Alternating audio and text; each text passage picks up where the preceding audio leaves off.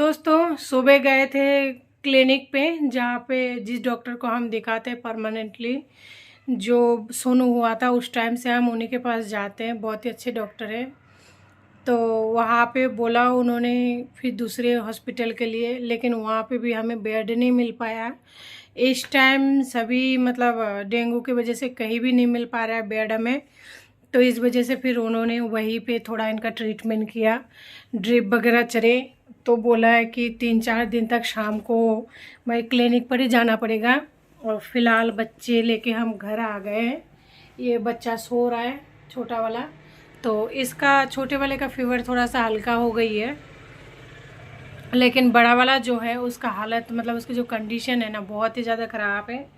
तो अभी इसका फीवर कुछ भी नहीं उतरा है। अभी हाथ में पट्टी और ये जो लगते हैं ना इंजेक्शन के लिए, वो लगा हुआ है। ये हाथ में इसका लगा हुआ है। तो इसे इसी तरह मतलब जब तक इसका ड्रिप चालू है तब तक ये पट्टी और सुई लगी रहने के लिए बोला है।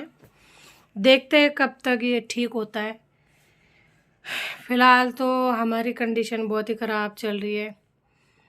कंडीशन तो ऐसे चलती है छोटे बच्चों के जिनके हैं, लेकिन बच्चे बीमार होता है ना तो बहुत ज़्यादा प्रॉब्लम हो जाती है। तो देखते हैं फिर शाम को वापस चलते हैं, इसे ड्रिप वगैरह चलाते हैं। अगर खाने पीने की बात करें तो डॉक्टर ने बोला है लिक्विड ज़्यादा देने के लिए, नारियल पानी, नींबू पानी, छाछ, पानी, यानी कि ग्लूकोज तो चल ही रहा है लेकिन फिर भी उनको पानी की मात्रा ज़्यादा देने के लिए कहा है। क्योंकि ऐसे कहते हैं डेंगू में शरीर में जो प्लेटें होते हैं वो गिरने लग जाते हैं। तो इस वजह से पानी की तो पूर्ति सबसे ज़्यादा ज़रूरी है। और खाने में उन्होंने बोला है कि हल्का खाना देने के लिए, जैसे सूजी, दलिया, खिचड़ी, तो ये सब खाना देने के लिए बोले हैं। और रोटी के लिए उन्होंने मना किया, और बाहर के कुछ भी खाना जैसे उसके लिए भी मना किया है। तो फाइनली आज उनके खाने में यानी बच्चों के खाने में जो है, फ़िलहाल तो सूजी बनाने के लिए सोच रही हूँ। और उनके डाइट में फ़िलहाल यही चलेगा, रोटी बंद रहेगी जब तक ये पूरी तरह से स्वस्थ ना हो जाए। तो चलिए दोस्तों, दोपहर तो ऑलरेडी हो चुकी है, बहुत पहले ही 2:30 बज रही है। इनका खाने का जो समय है वो तो लेट हो गई है। अब नारियल पानी इतना महंगे है ना, तो हम तो नींबू पानी और ORS जो होता है ना वो ले रहे हैं। यहाँ पे एक नारियल पानी लेके आए। तो अब 2 बच्चे हैं तो एक नारियल में कितना पानी आता है? आधी ग्लास, ज़्यादा 1 गिलास आएगा। 1 गिलास आता तो नहीं है लेकिन फिर भी 1 गिलास मान लीजिए। तो इसीलिए सोच रहे हैं नींबू पानी, ORS यही दे रही हूँ मैं तो फ़िलहाल। दूध, छाछ ये देना पड़ेगा। देखती हूँ अब सूजी बनाकर तैयार कर। चलिए दोस्तों, मिलते हैं थोड़ी देर बाद में। तो दोस्तों शाम की 5 बज चुके थे और हम वापस से बच्चों को लेके हॉस्पिटल आ गए थे।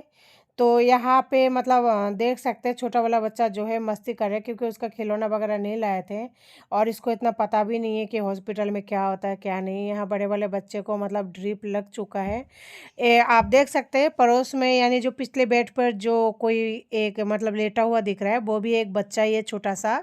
यानी हॉस्पिटल की कंडीशन इस टाइम ऐसा है कि बच्चे बच्चे एडमिट है सारे। तो जी डेंगू तो इस टाइम बहुत ही तेज़ी से फैल रहा है। तो इसका अभी ड्रिप लग चुका है। तो देखते हैं, इसको ड्रिप चढ़ने में 3-4 घंटा से ज़्यादा ही लग जाता है। और ड्रिप के साथ साथ इसमें 2-3 इंजेक्शन भी वो लगाते हैं। और गर्मी इतना है कि पंखा चल रही है, लेकिन बच्चों को ठंड इतनी लग रही है कि उनको स्वेटर पहनाना ज़रूरी है। आप देख सकते हैं वो भी बच्चा ही है। या कहने का मतलब ये है कि बच्चों पर ज़्यादा इसका असर हो रहा है। और ये फ़िलहाल चुपचाप सो रहा है, लेकिन जिस टाइम इंजेक्शन लगा था ना उस टाइम बहुत ज़्यादा रो रहा था। इसे चुप कराने में हमें 1-1.5 घंटा लग गई है। और मैं इसके पास ही बैठी हूँ और यहाँ पे एक ही बेड है, यानी कि एक पेशेंट को एक ही बेड मिलता है। यहाँ पे मेरी पर्स वगैरह सामान रखी हुई है।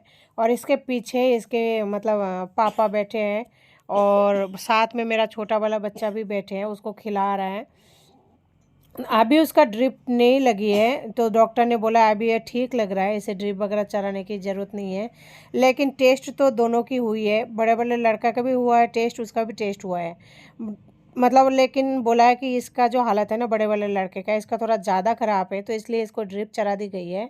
और उसका हालत अभी भी थोड़ा ठीक है, अभी उसको ड्रिप चलाने की कोई ज़रूरत नहीं है।